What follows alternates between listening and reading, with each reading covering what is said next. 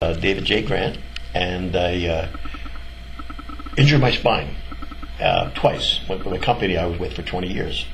And I was home and I was bored, and I said, I need something, a place to go to get out of the house. So I saw that the Red Cross needed volunteers. So I came down and they took me, and 15 years this January I've been with the same chapter.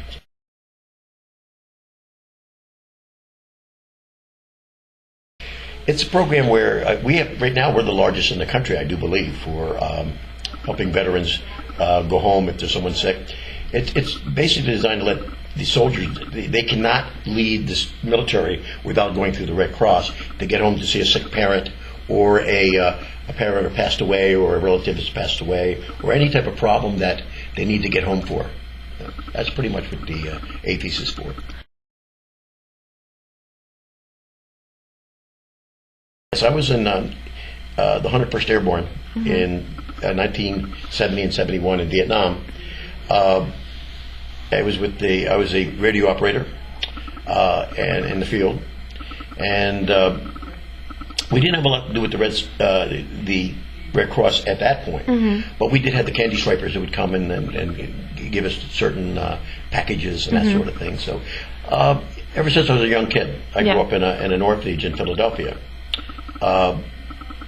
We always had people giving, so I grew up with people giving us stuff. So I wanted, life was good to me, so I ended up giving back. Oh, very crucial, because there's so many soldiers still overseas that and we were starting to, and they're coming home now, but I think it's very crucial. That's the main connection they have between back home. Well, I think people who volunteer are very special people, and those type of people care. And so when you're working in an environment such as the Red Cross, you're surrounded with a bunch of people that care.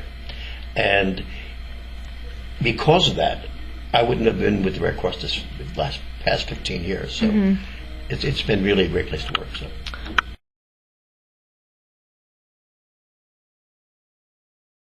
And I have the attitude that, that you're being helped, so why not go out and help other people? And I for years have tried to get many of my veteran friends to volunteer, and they do. They volunteer around. They go to parades and they volunteer and put on meals for the other veterans and that sort of thing.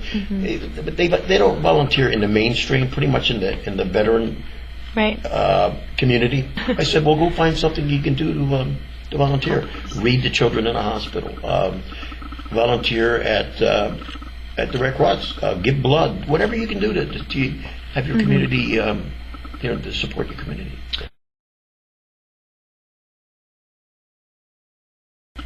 Out of all the different organizations out there, I think one of the main on-hands that get right down in the dirt and take care of people, the only organization I really know of that carries on like that is the Red Cross. There's no job that's too small to do, and I've ran shelters, and I pulled supplies, and did everything you can think of in the Red Cross. So it's if you want to work hard and you want to enjoy yourself and help people, the Red Cross.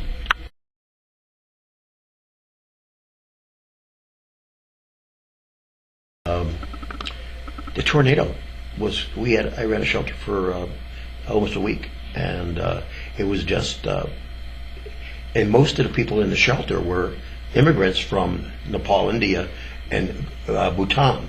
So they were Bhutanese, or they were Nepali, they call it, and they were the most warmest, polite, grateful people, and just to see that we're helping these people, and they came from their country, and they were in these camps that they stayed in for a couple of years before they arrived in the United States, and they felt, oh my God, now I'm out of the house again, and now they're going to put me back into and we assured them that wasn't going to happen, and it was very heartwarming.